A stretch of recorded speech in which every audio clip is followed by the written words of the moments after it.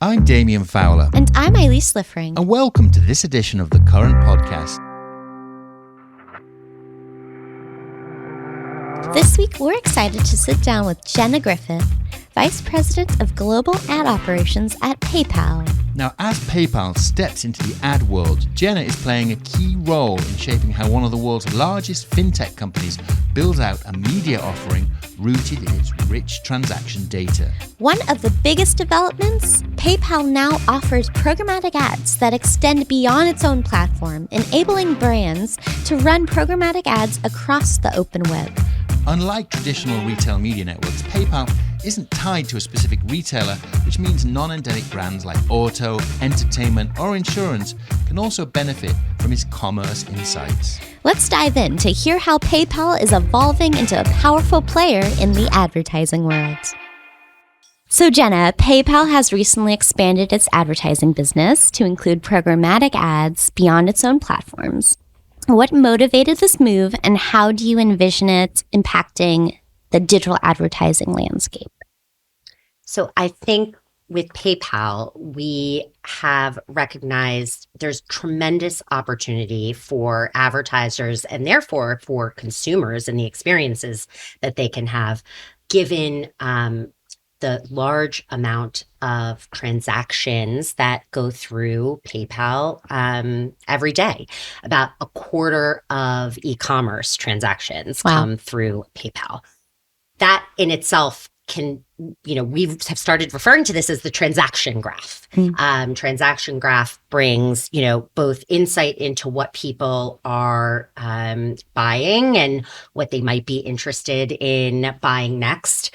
And we really wanted to make sure that advertisers were able to utilize that graph, not just in our owned and operated PayPal properties, but also in a curated set of media properties that they would like to run in that's most relevant for their consumers. And I understand this data is actually spanning across 30 million merchants and 400 million shoppers, which is a lot, to put it lightly. How might this data help marketers then reach those consumers they're really looking for, even outside of PayPal? And then where can marketers actually go to purchase these ads? I think really what marketers are looking to do. And I say this across marketers, whether it is a brand marketer or a performance marketer. I think, those are kind of coming closer and closer together. But they are really looking to create engaging experiences for consumers and to put something relevant in front of them at the right time. This cross-merchant data and the insights that it delivers helps move beyond just the incrementality of one single merchant. How are my advertising dollars being deployed and driving incrementality there? And instead says, how am I driving growth for my brand when I look cross-merchant, and really, these, brands ultimately are looking to drive growth in their category and shift share towards them, and being able to have the insights across those 30 million merchants is really unique offering in the industry. What's interesting, we talk a lot on this podcast about the growth of retail media networks. PayPal is kind of interesting because it's a non-retailer stepping into a media role. What's the sort of differentiator here? What's PayPal bringing to the table, I guess? So, and thank you for that question, because it is true. I don't think PayPal fits squarely in the definition of retail media, which is, you are necessarily right, in app at that point of purchase. Although I would argue, sending money to your friends and engaging in that type of, behavior via app really is its own form of commerce, but we can certainly talk more about that later. But the uniqueness of what you can do with this cross merchant data, I think, goes all the way through to the creative for sure. I know there's obviously a lot of conversation at the moment of what can AI bring to the table when it comes to dynamic creative, and certainly the more data you can feed into that, and the more well-structured data you can feed into that, the more relevant and personalized those outcomes will be. But I think from a PayPal perspective, it doesn't end there, right? PayPal is first and foremost a payments company.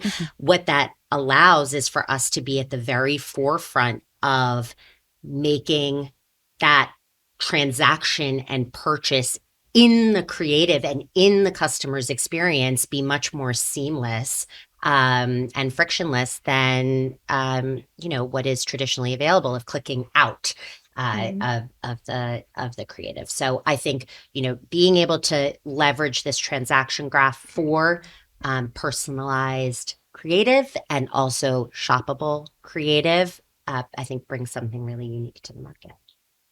Now, in a world where over the last 2 years we've been flip-flopping about the value of third-party cookies and whether or not they're, going to carry on, and it seems like that's not the case, can such transactions become the new targeting currency, do you think?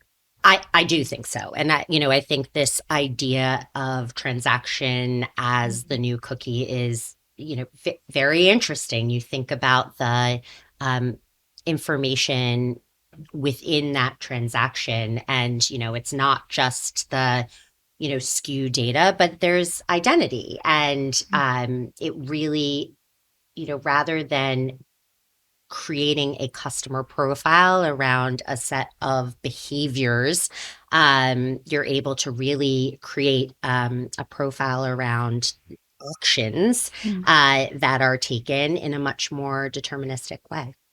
Stepping back now and looking at really the takeaways that we want marketers really to take away from this. Publicis Media is among one of the first agencies to test your new offsite ads. Can you share insights into that initial feedback and how these types of partnerships are shaping your strategy around programmatic?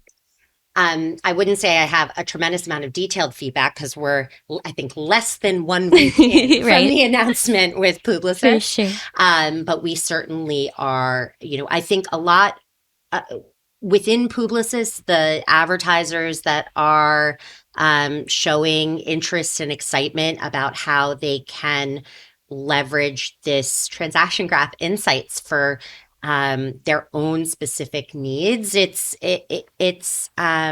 pretty ubiquitous across the feedback that we've gotten, and they're not specific to one particular vertical or one particular type of advertiser, which I think for us is some of the most exciting feedback, is that because of the wealth of these insights, you really can tailor it to your unique needs as a brand. Yeah, I was going to ask you the next question, actually, which brands stand to gain the most from using this PayPal shopper data, but you're saying it's fairly ubiquitous. I think it's fairly ubiquitous. And, I will say this is actually a conversation I have with teams within PayPal, actually, because if you think, yes, PayPal was first and foremost a payments company and therefore thinks in terms of merchants, which, is people who have commerce and e-commerce, platforms.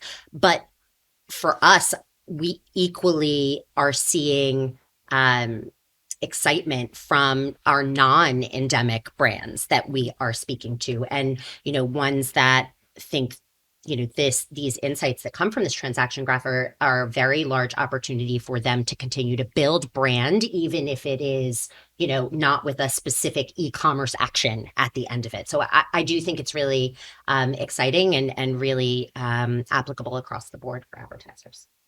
Given that 80% of retail media spend, which is roughly $60 billion this year, is still tied to on-site channels, what specific data signals or performance metrics can help prove the value of off-site commerce media?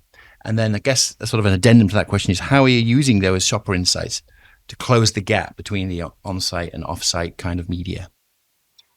Well, I think I don't think the outcomes that marketers are looking to generate are necessarily different between on-site and off-site, right? In the end of the day, you are looking to reach consumers, create a connection, and drive value for them such that you generate more sales for your brand. To me, that is the same goal and therefore the same metrics that you're looking at, whether you are in a PayPal owned and operated environment or you're off-site within a customer's experience, wherever they are or whatever they are doing. Mm-hmm. So I do think some of the same guideposts of what works well remain the same, which is, the recency of data that you are taking into account, that generate those insights, how to be able to create those relevant experiences. But in the end of the day, you're trying to drive value for that consumer and therefore more sales for that advertiser and merchant. And I think that is true regardless of whether you're on site or off site. Because PayPal is taking on this new kind of space as a retail media network outside of being a traditional retailer, how do you see the role of advertising evolving for similar companies that perhaps aren't traditional media or retail players, but still have that powerful data and can play in that space? Well, I imagine that we're going to go through the same types of phases that we've seen with other capabilities that come to market, right? There's a proliferation of entrants that come in, right? And you get a very, very crowded space. And then inevitably you have consolidation. And I think we are seeing that at the moment with retail media networks. I think there are many, many vertical networks for good reason that are coming up because they have strong first-party data and connections with consumers at the right time. But I do think we are poised for a consolidation and therefore a place for somebody, some player, which I think PayPal happens to be well positioned for, but to help in that consolidation. And, we saw it even in the start of programmatic, right? Of why DSPs came into play, of, you can't expect advertisers to go to hundreds of different places to execute their advertising buys. They want fewer options, but they don't want that to lessen the scale of capability that is available to them. So I do think we are poised to see a nice consolidation that certainly will benefit the advertiser, that buyer. That's interesting. Super interesting. How long do you think, not to put a number on it, but when do you think that consolidation is going to start occurring? I won't put a number on it either, but I think sooner rather than later, if only because, I think we couldn't get through this podcast without saying AI, but the push with AI, really, I do think is expediting a lot of moves like this that have perhaps taken longer in the past, and particularly consolidation moves, because I think pathways that previously seemed long and onerous seem less long and onerous now. So I'm also not going to put a time frame on it, but I would like to say that consolidation also, because it does benefit the buyer in the end of the day.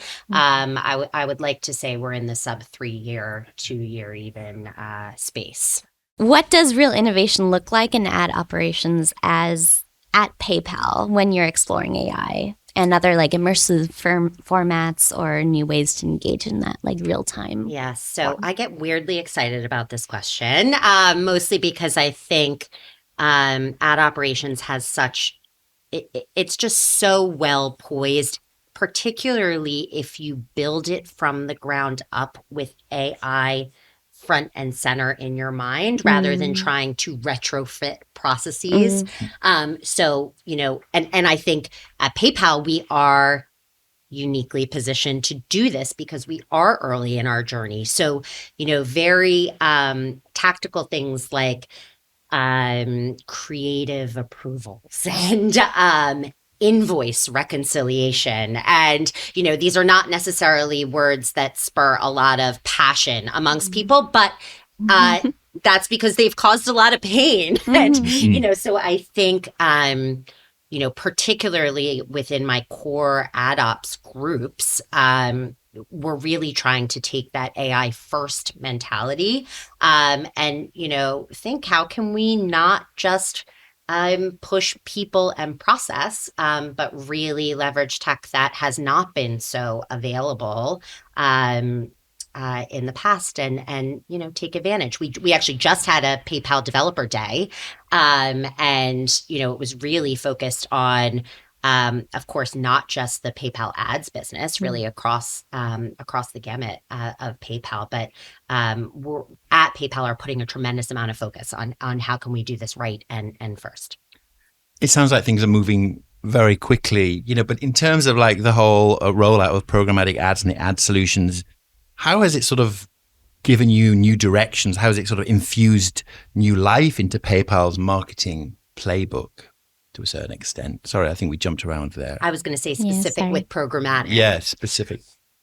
Well, I think you think about programmatic really came about as a way for automation to take hold. But it necessitated almost a certain lack of, or a lessening of control that you had to have over every single order that you are putting out there, and rather, necessitated saying, what are the boundaries and how do I want my media to be executed within these guardrails? I think that that mindset is a very important, almost 1.0 mindset as programmatic evolves and is able to play now in the AI space. You have to have that same mindset if you are looking to control everything. You without those guardrails, you won't get the advantages of what you are trying to do. But of course, trust is key in there. And I think it's only fitting that PayPal really has built its brand, many, many, many years ago on trust and that consumer. So I think, that again, that move towards programmatic was one kind of a big first step towards automation. And I think what we are seeing now, 15 years-ish later, is another next big shift on, what does it mean in terms of where consumers are, and how do we automate that and make sure that advertisers are able to be there. So Jenna, what's a brand partnership that you dream of making happen for PayPal? Interesting question. I think I would probably choose some luxury. If I assume that brand partnership means I get to go and participate with this brand, I would probably choose some luxury travel brand like Auberge or One and Only or something like that. Nice. So I can do that. Love that. I love it. Who in the marketing world is doing work you think everybody should be watching? I'm really interested in some of the words coming out of Joanna O'Connell's mouth at the moment from OMG. She's talking a lot about micro communities and what it means to create,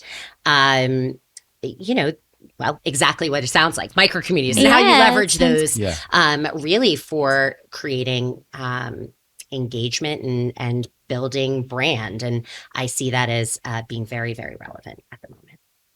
Now, what's one tech buzzword you wish we could retire already? I know I have a few. Oh my gosh. Can I retire the word without the concept? I mean, you could retire anything you want.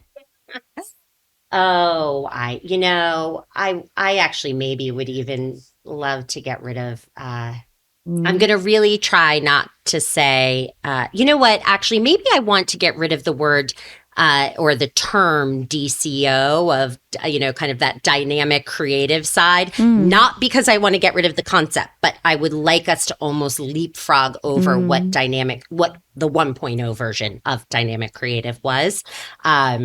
So that's a good one. It's near and dear to my heart. So it's just the term. And, let's come up with a new one. Yeah. Yes. Yeah. That's good. And then I guess finally, do you have a favorite recent purchase you made through PayPal? I do so many purchases through We PayPal. promise so we're not going to look at your search history. But I can say, very recently I bought a pair of, I love the D2C brands. I really do. I love my Salt and Stone fragrances, and my Hey Dudes got me cash back through PayPal for my little guy. So I think it's hard to choose just one, Damien. I appreciate that. And I'm sure I couldn't answer that question. So, Eilise, that was another interesting podcast in the bag. What was your big impression?